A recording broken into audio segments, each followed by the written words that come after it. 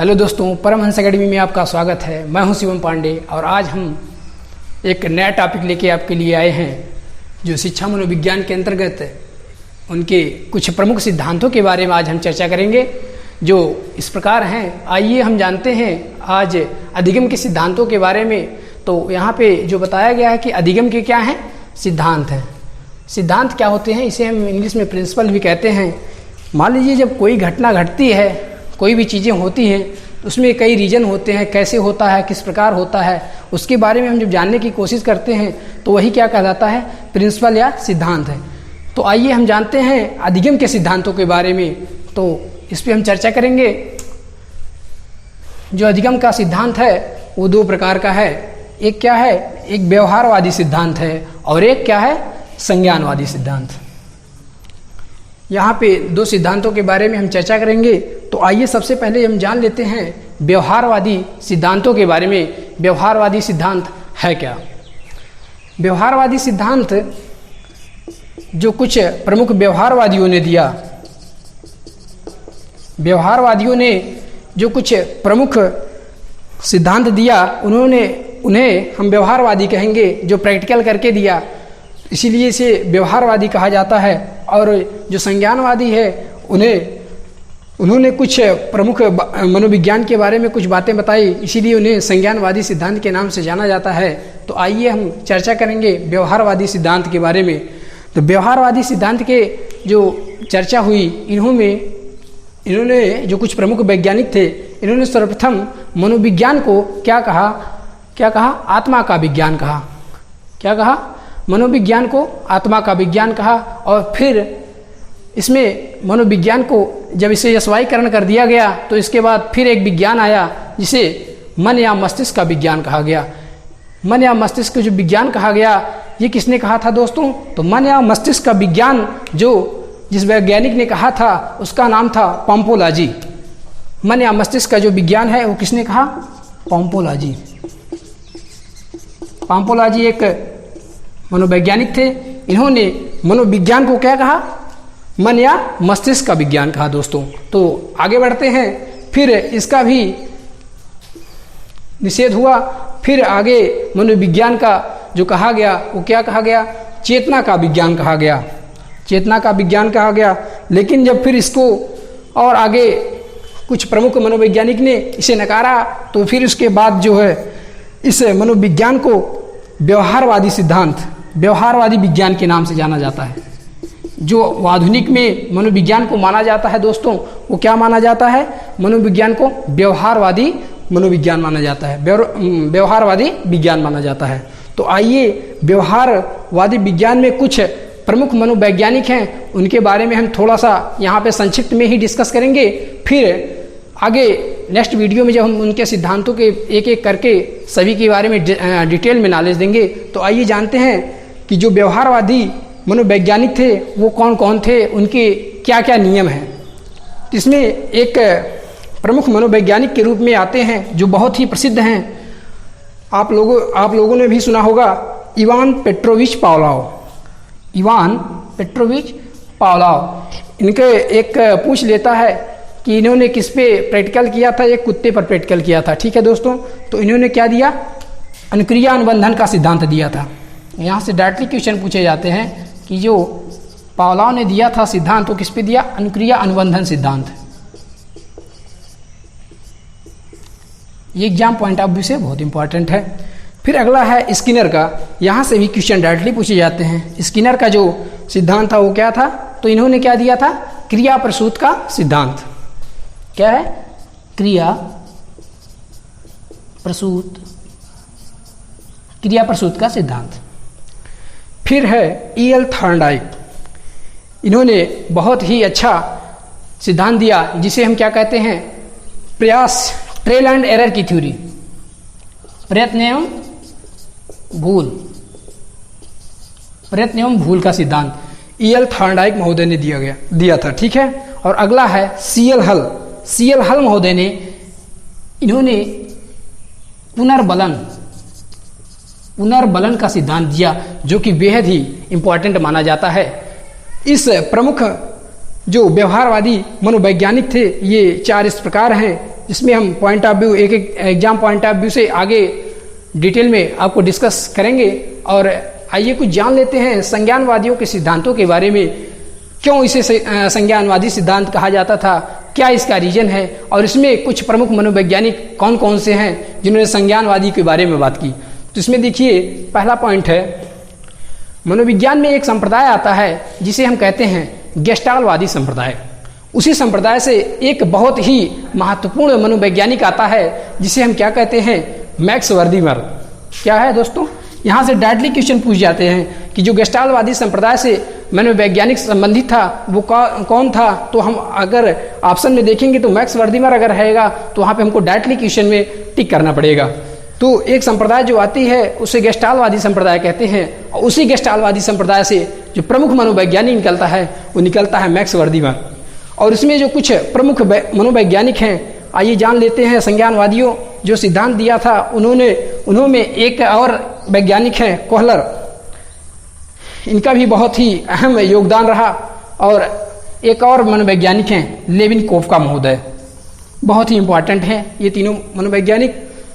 इन्होंने क्या कहा, इन्होंने मनोविज्ञान को चेतना एवं व्यवहार दोनों चीज़ों का मिश्रण किया। चेतना एवं व्यवहार का विज्ञान को माना है। इसलिए इन सिद्धांतों का जो प्रतिपादन किया गया, इसी के वजह से इसे संज्ञानवादी सिद्धांत भी कहा जाता है। तो आइए हम इसके बाद जानते हैं कि व्यवहारवादी सिद्धांत और संज्ञानवादी सिद्धांत में क्या डिफरेंसेज हैं, उसके बारे में हम चर्चा करेंगे।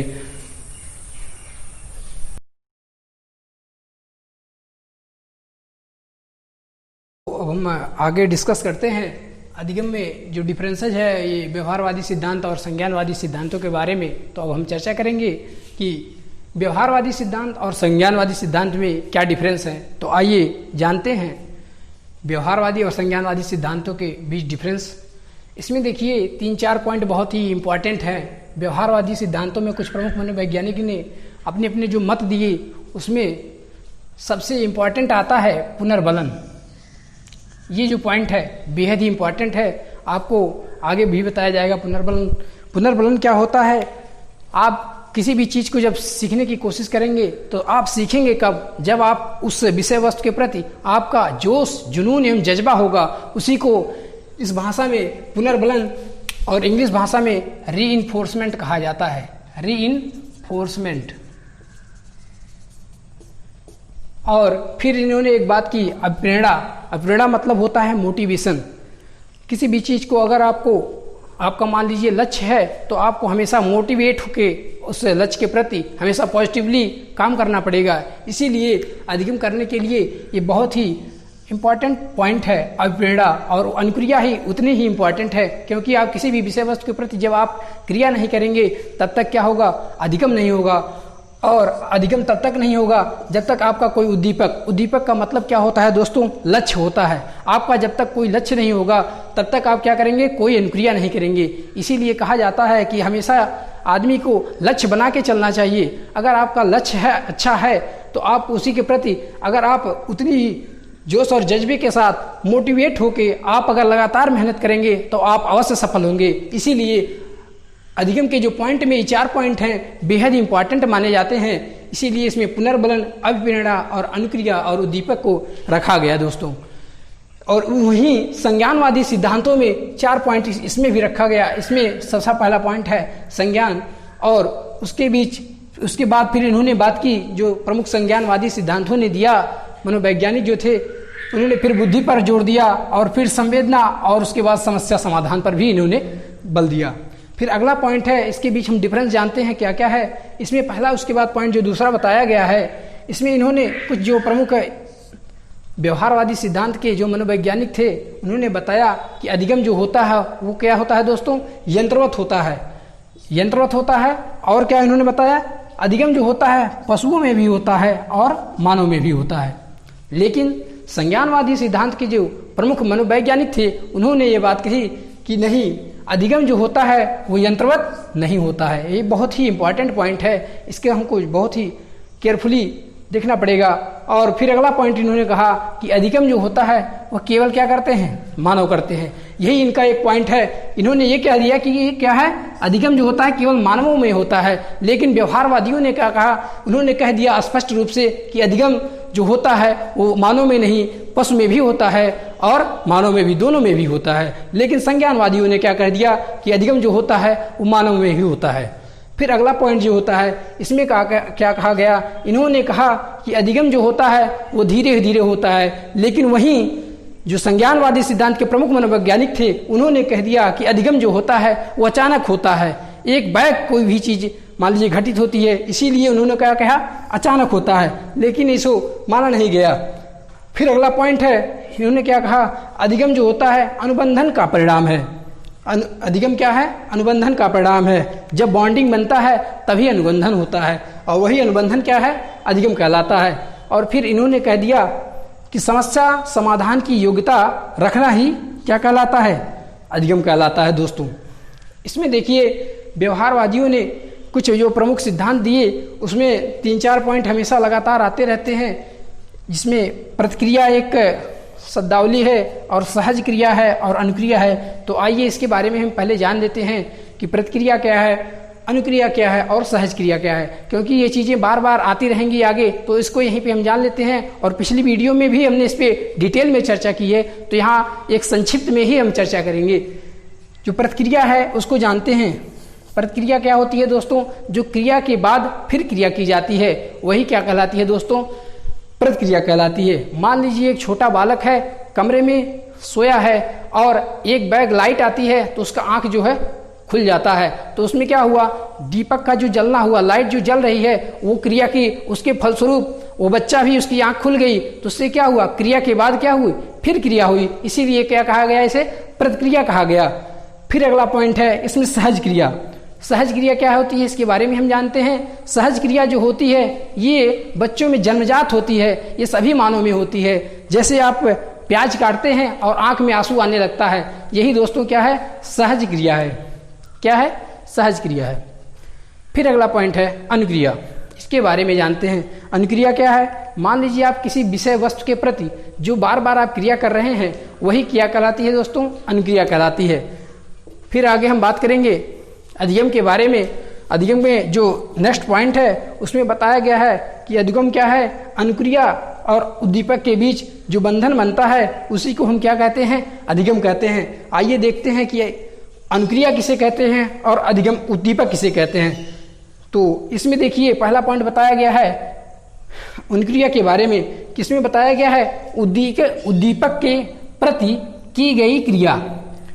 ये उद्दीपक है, मान लीजिए हमारा क्या है, उद्दीपक मतलब मान लीजिए हम ये लक्ष्य है, इसके प्रति हम जो क्रिया करते हैं, इसके प्रति जो क्या हम कर रहे हैं, क्रिया कर रहे हैं, यही हमारा क्या कहलाएगा दोस्तों, अनुक्रिया कहलाएगा। इसे अगर परिभाषा के रूप में देखें जिसे हम कह सकते हैं कि वह वातावरणीय घटक जो उद्दीपक के प्रति की गई क्रिया होती है वही दोस्तों हमारी क्या कहलाती है, अनुक्रिया कहलाती है। और फिर अगला पॉइंट है कि उद्दीपक किसे कहते हैं, तो प्राणी अपने अनुक्रिया के द्वारा जो प्राप्त करता है वही दोस्तों क्या कहलाता है, उद्दीपक कहलाता है। अनुक्रिया के द्वारा जो प्राप्त करता है वही क्या कहलाता है, उद्दीपक कहलाता है। तो यहाँ पे 2 पॉइंट हमने जाना, अनुक्रिया क्या है और उद्दीपक क्या है।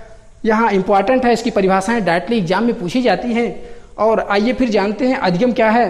तो इसमें बताया गया है कि अधिगम क्या है, अनुक्रिया और उद्दीपक के बीच जो बंधन बनता है या संबंध बनता है उसी को हम क्या कहते हैं दोस्तों, अनुबंधन कहते हैं। इसीलिए इसमें और एक पॉइंट है, मान लीजिए कोई छोटा बालक है, एक एग्जाम्पल के रूप में देखते हैं। आप मान लीजिए पढ़ाई करते हैं, आप पढ़ाई करते हैं शिक्षक बनने के लिए, आप पढ़ाई करते हैं शिक्षक बनने के लिए, तो आप पढ़ाई किस लिए कर रहे हैं, शिक्षक बनने के लिए। तो ये पढ़ाई क्या हो गई, आपकी अनुक्रिया हो गई। और शिक्षक बनना है आपका एक क्या है, लक्ष्य है, यही लक्ष्य आपका क्या हो गया, उद्दीपक हो गया। इसीलिए इसमें एग्जाम्पल बहुत ही महत्वपूर्ण माना जाता है कि पढ़ाई आप अगर कर रहे हैं, अगर शिक्षक बनना चाहते हैं तो जो पढ़ाई कर रहे हैं वो आपकी अनुक्रिया कहलाएगी और जो शिक्षक है वो आपका उद्दीपक कहलाएगा। दोस्तों इनके बीच जो परस्पर बंधन बनता है वही अधिगम कहलाता है। जिसमें बंधन बनता है या संबंध बनता है या और एक भाषा है अनुबंधन, यही जो अनुबंधन बनता है, यही इसी को हम क्या कहते हैं दोस्तों, अधिगम कहते हैं। आइए संज्ञानवादी सिद्धांतों के बारे में जो दो चार पॉइंट और इम्पॉर्टेंट है उसके बारे में हम जान लेते हैं कि इसमें अधिगम कैसे होता है।